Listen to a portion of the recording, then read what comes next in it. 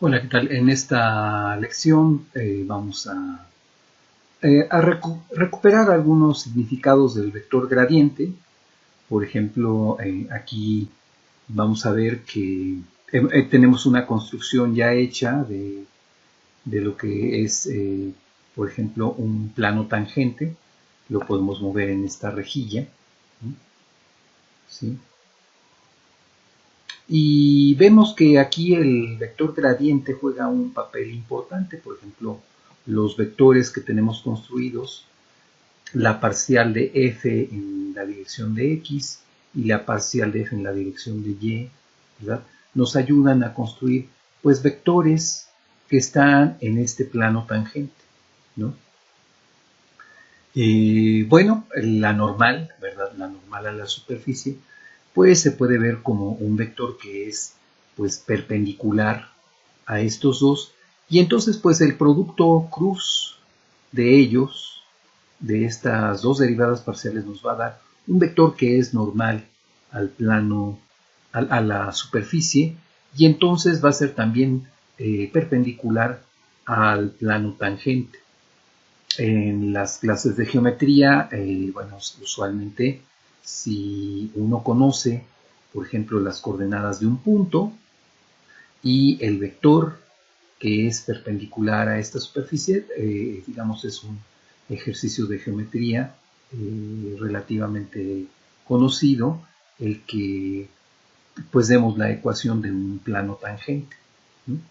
En el caso de la función que aquí se trabaja, ¿verdad? Aquí se tiene esta superficie está asociada a la función 3 por seno de x cuadrada más y cuadrada, todo entre 5, y luego a ese producto se le suma 1.75. Sus derivadas parciales, bueno, pues aquí nada más hay que hacer las derivadas parciales, ¿verdad? Y entonces en la parcial con respecto de x, pues es 6x coseno de x cuadrada más y cuadrada, todo sobre 5, y luego todo sobre 5, ¿verdad? O sea, son 6 quintos de x que multiplica al coseno de este argumento, ¿no? Análogamente para y, digamos, hemos de elegir una función que tiene que ver con algo de simetría, pues podemos ver aquí a la superficie. Podemos observar aquí la superficie desde diferentes perspectivas. Y bueno, una de las cosas que le proponemos al estudiante es que, pues dado que se conoce esta función, nos dé la ecuación de este plano tangente, ¿sí? Aquí la idea, bueno, pues es que el punto Q se mueve, digamos, dinámicamente, y entonces la idea es que el estudiante vaya dando la ecuación del plano tangente, dependiendo, por supuesto, de las coordenadas de Q, ¿sí? Digamos, podemos simbolizar por A, B las coordenadas de Q, y entonces pedir la coordenada z, que sería f de xy, ¿sí? En este punto. Eso nos daría un punto en el plano, y pues con la evaluación de estas derivadas parciales en estos puntos, ya debería de poderse encontrar relativamente fácil con los recursos de la geometría analítica lo que sería la ecuación del plano tangente, ¿sí? Un poco disfrazado aquí en este problema se encuentra el vector tangente, el vector gradiente de la función f. Aquí sería representado por estas dos componentes. Bueno, una de las cosas que sabemos es que, el vector gradiente, no estoy encontrando mi archivo, aquí está. Una de las cosas que sabemos es que un vector gradiente, ¿verdad?, pues nos indica la dirección de máximo crecimiento de una función. Entonces, nosotros vamos a empezar a estudiar las características bajo las cuales una función en un punto encuentra un máximo local para esta función o un mínimo local para esta función. Bueno, no son las únicas características específicas críticas que tiene una superficie. Vamos a ver, por ejemplo, un recuento de ellas. Aquí, por ejemplo, simplemente vamos a dar una manera relativamente fácil de cómo podemos, digamos, mirar un campo gradiente y veremos qué es lo que se observa en ese campo gradiente. Por lo pronto, pues aquí tenemos que una función de exploración, por ejemplo, la función z igual a f de xy, y la función es x precisamente por y, es decir, la multiplicación de sus coordenadas. Si tenemos un punto P, pues entonces la derivada parcial de f respecto de x será y, aquí la hemos representado como y menos x más x, y luego la derivada de f respecto de y la hemos representado entonces como x menos y más y. ¿Por qué le sumamos 1 y le sumamos 0? Porque, bueno, queremos que este archivo nos ayude para que pueda construirse a futuro cualquier gradiente, cualquier campo gradiente de funciones en donde en ambas coordenadas aparezcan x y y. Bueno, en el caso que nos ocupa, ya tenemos construido el vector gradiente y vamos a ver qué es lo que pasa cuando estos vectores gradientes los ponemos a dibujarse en un plano. Bueno, pues aquí como que parece que no hay mucha regularidad, salvo lo que pasa alrededor del origen. Pareciera que alrededor del origen hay algunas direcciones que son privilegiadas, por ejemplo, las direcciones que van en el sentido del segundo cuadrante hacia el origen y del cuarto cuadrante hacia el origen, empujan a los vectores hacia el origen de coordenadas. Mientras que en el primero y tercer cuadrante los vectores parecen huir de este origen. Entonces, este punto, el origen, pues nosotros lo sabemos cuando evaluamos el vector gradiente en el 0, 0, pues sabemos que este vector se anula precisamente en 0, 0.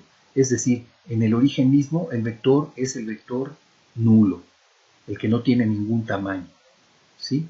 Entonces, en ese lugar es donde tendremos un punto que llamaremos crítico.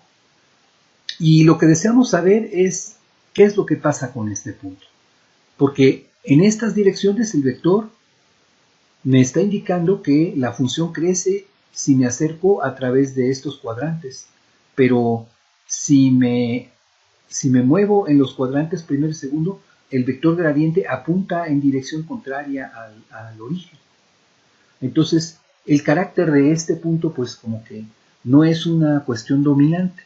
Si, por ejemplo, todos los vectores llegaran hacia el origen, pues sin duda tendríamos un lugar hacia el cual el vector gradiente está diciendo hacia allá crece la función, hacia allá crece la función. Y por todos lados, desde donde se llegue, indica que llegaría hacia el origen. Pero esto no se tiene. Entonces el punto que tenemos aquí no puede ser un máximo.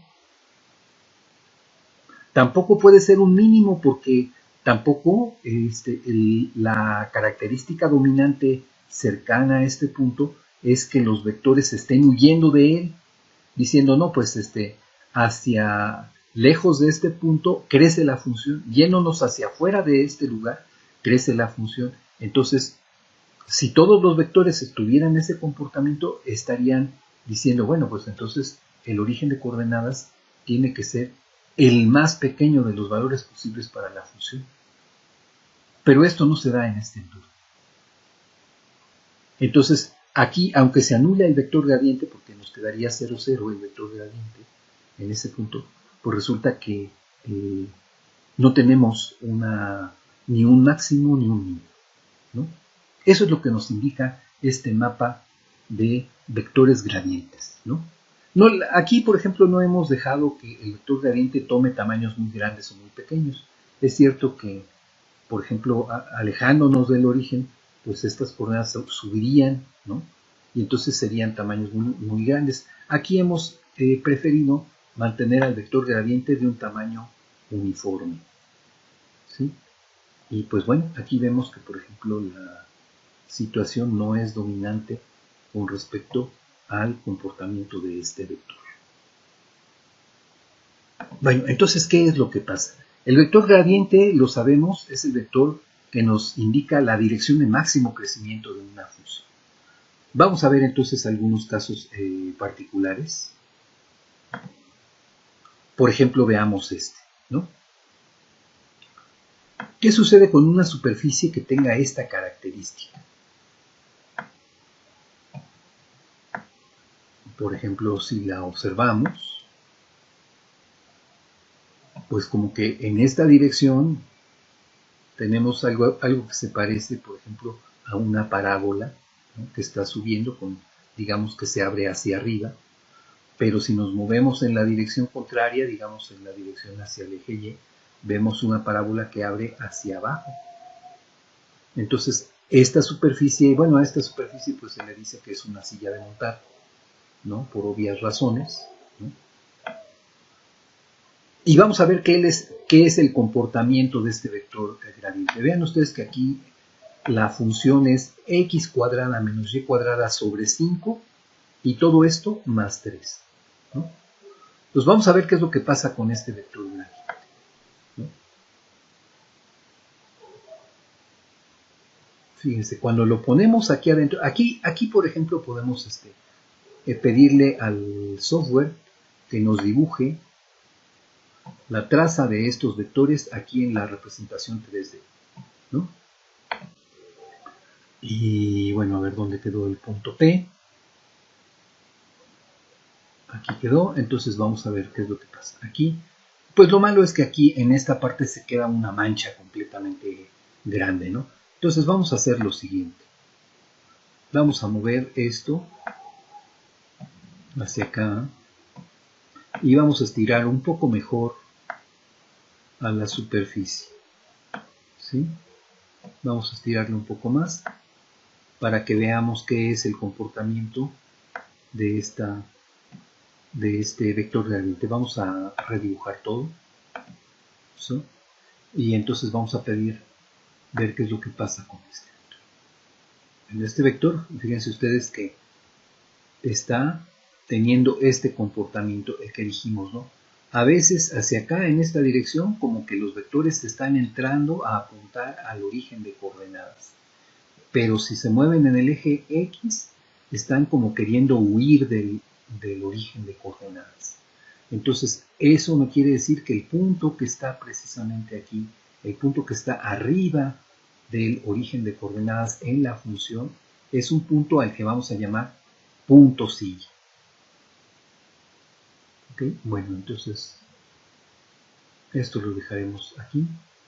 Vamos a quitarle la traza a este vector, ¿sí? Vamos a pedirle redibujar todo, ¿sí? Solamente vamos a dejar este se comporta de manera condicional, solamente el cuadradito, y aquí es muy claro que este vector está, fíjense ustedes por ejemplo aquí, si me acerco en este eje, el vector gradiente en mi representación 3D está apuntando hacia adentro, ¿sí? Si me muevo en este eje, el vector gradiente está apuntando huyendo del origen de coordenadas.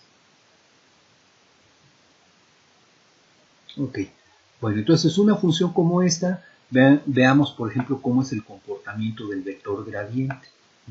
El vector gradiente, cuando hacemos la derivación, nos queda, por ejemplo, derivando con respecto de x, nos queda 2/5 de x, y derivando con respecto de y, nos queda menos 2y sobre 5. A ver, ahora vamos a edición, redibujar todo. Vamos a quitar este vector de aquí, lo vamos a poner por acá, afuera.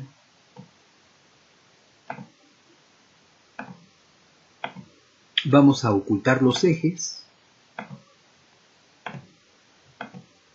y vamos a buscar con A. Veamos que A, por ejemplo, la función en A nos da 2.12, ¿sí?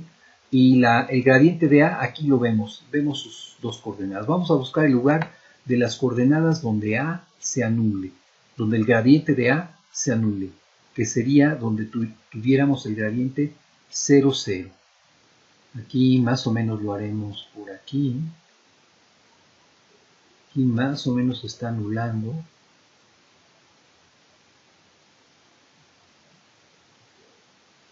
Tengo que acercar un poquito más, que baje la X. Parece que aquí no quiere bajar aquí de una coordenada. A ver, voy a volver a poner los ejes de coordenadas para que más o menos nos demos cuenta que efectivamente el punto donde se anulaba el vector gradiente era precisamente el origen de coordenadas, ¿no? Efectivamente, porque cuando X y Y valgan 0, estos vectores van a hacerse 0 y entonces este gradiente va a ser el 0. Entonces aquí el vector precisamente pues está huyendo del punto crítico, ¿sí? Por un lado, y por otro lado, como que el punto crítico como que lo atrae, ¿no? A través del eje Y se atrae el vector gradiente, pero a través del eje X se rechaza al vector gradiente.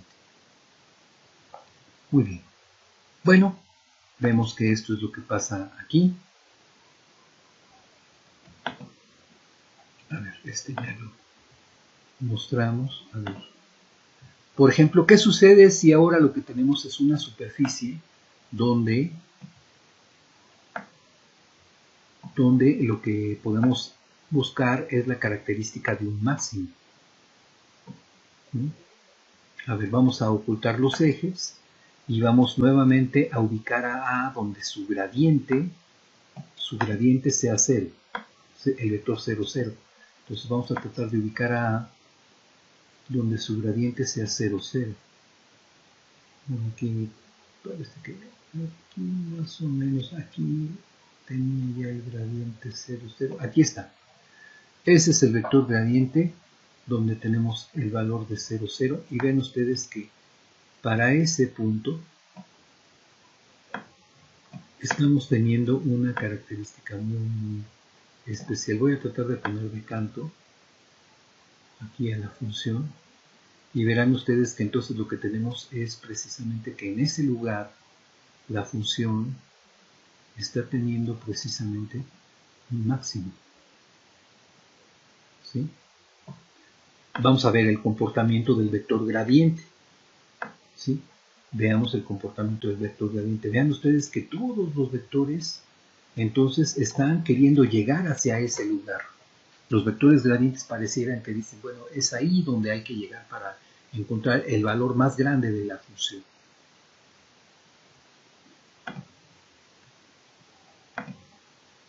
Para un mínimo vamos a ver qué es lo que sucede. A ver, vamos a estirar aquí otro poquito de la función, vamos a hacerla un poco más hacia abajo. ¿Sí? Aprovechemos que aquí, por ejemplo, la Cabri nos da la oportunidad de jalar estas cosas y pues aprovechar, digamos que la topología del lugar nos da esta característica. Bueno, entonces ocultamos los ejes como antes y buscamos, por ejemplo, el lugar donde el gradiente de A se haga 0. Aquí aproximadamente va a ser...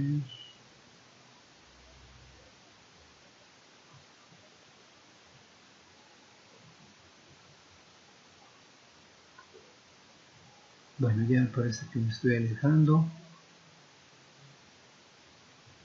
No, aquí me estoy alejando. Aquí ya veo los ceros. Tengo que ir a la derecha. Más o menos aquí. Veamos qué es lo que le pasa al vector gradiente. Aquí, por ejemplo, el vector gradiente me está señalando que debe huir de el lugar para encontrar valores más grandes que este. Entonces, siempre todos los vectores huyen, y entonces aquí uno se da cuenta de que esta característica de los mapas de los vectores gradientes es algo muy interesante para aprovechar y redescubrir dónde podemos tener máximos y mínimos, aun cuando pues las funciones pudieran ser suficientemente complicadas, ¿sí? Una de las cosas que vamos a hacer en esta parte de optimización es precisamente dar criterios algebraicos para localizar dónde podemos encontrar máximos y mínimos. Pero aun si esos criterios fallaran, con el mapa de vectores gradiente uno puede saber dónde están los máximos y mínimos. Para hacerlo, entonces vamos a regresar, para tener una cierta experiencia, vamos a regresar a la primera gráfica. Esta no, perdón. Entonces, no habilitarla, perdón.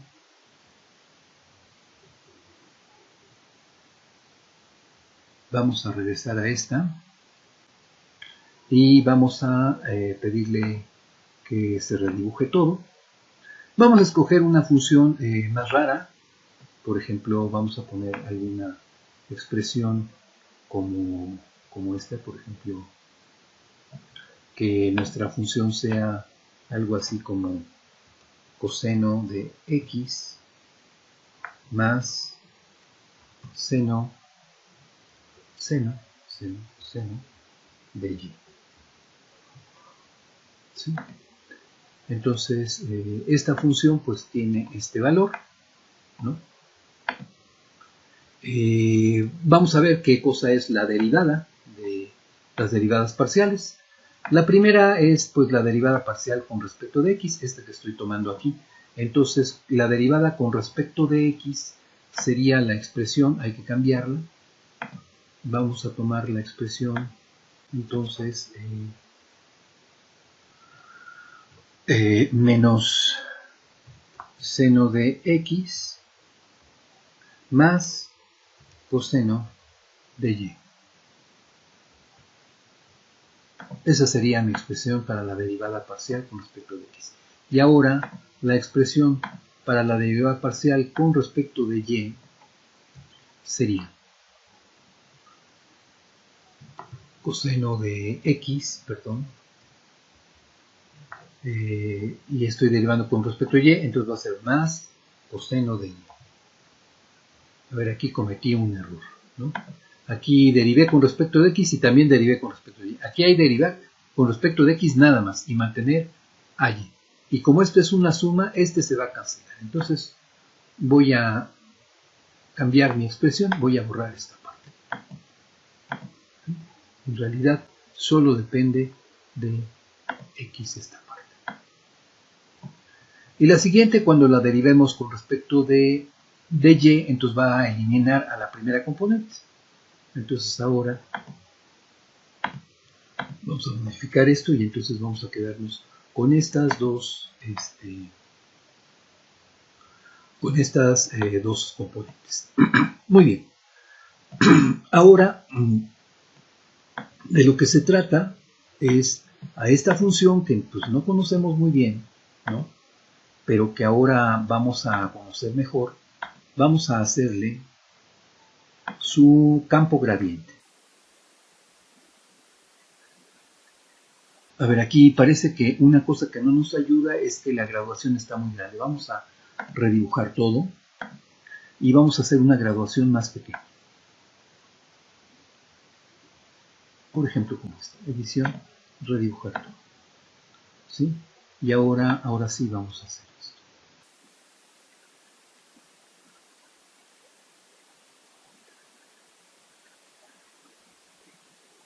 Bueno, después de un momentito de ver cómo están las cosas,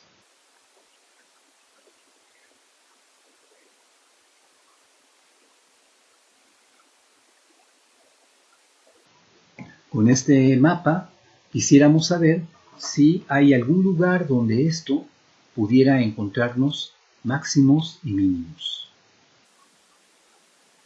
Bueno, parece que no hay puntos.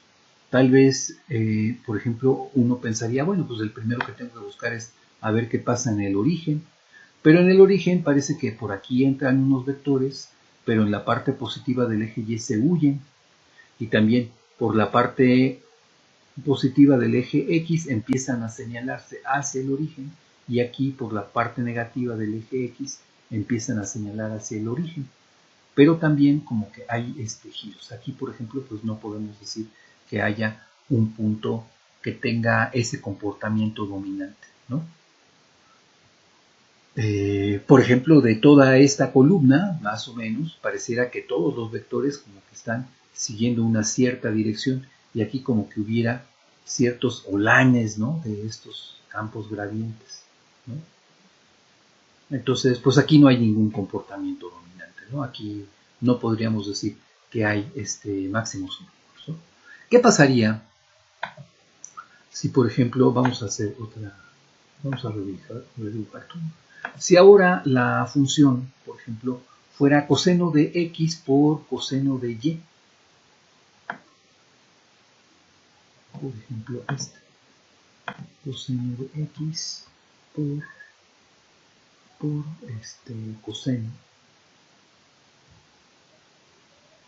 coseno de y. Y entonces ahora, ¿cómo tendríamos que hacer las derivadas, ¿no? Tendríamos nuevamente que buscar en el campo gradiente, a ver, por ejemplo, cuál sería la derivada de coseno de x, coseno de y con respecto de x. Ahora sería la expresión, derivo a esta, que sería menos seno de x, pero ahora dejo esta constante por ejemplo, tengo que ponerle por coseno de y.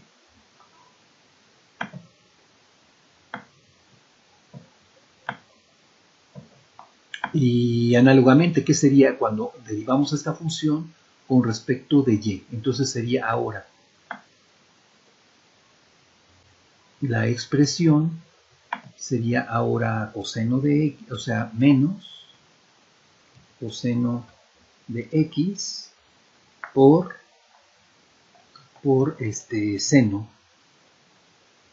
seno de y. Bueno, nuevamente aquí vean que en cada cambio de la expresión está cambiando lo que es la dirección del vector gradiente. Entonces ahora vamos a redibujar todo y vamos a ver qué nuevo mapa de vectores gradiente tenemos aquí.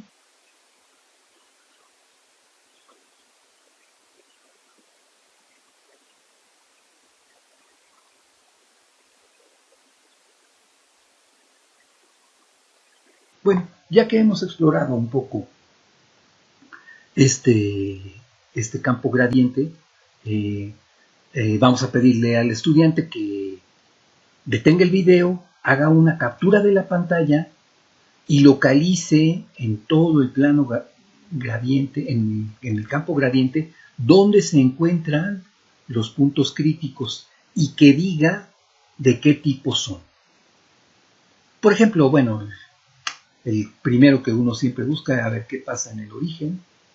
Pues por ejemplo aquí se ve que todos los vectores están entrando hacia el origen, entonces eso pues ya nos da un cierto carácter de lo que sucede en ese lugar. Pero hay otros sitios interesantes, ¿no?, en esta gráfica de la función. Por ejemplo, bueno, la idea es que en este campo gradiente se localicen y se digan, pues en este lugar tenemos cierto tipo de punto, en este otro, a ver, por ejemplo, por acá pues tenemos puntos de cierto estilo, parece que se colocan en una diagonal o también en otra diagonal, ¿no? Y bueno, por ejemplo aquí el reto sería, a ver, ¿dónde puedo encontrar, por ejemplo, lo que serían puntos máximos, puntos mínimos y puntos silla de esta función?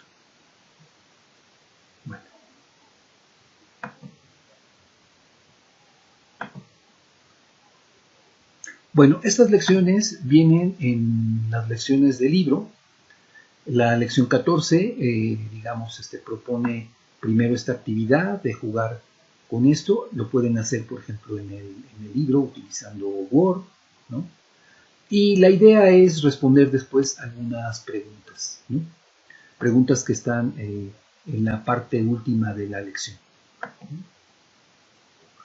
Hay que hacer la lección de, por ejemplo, para el punto máximo. Hay que hacer la lección, por ejemplo, para el punto silla, para el punto que es mínimo relativo, ¿no? Y también, por supuesto, hacer la lección de plano tangente. Bueno, con ello terminamos la lección.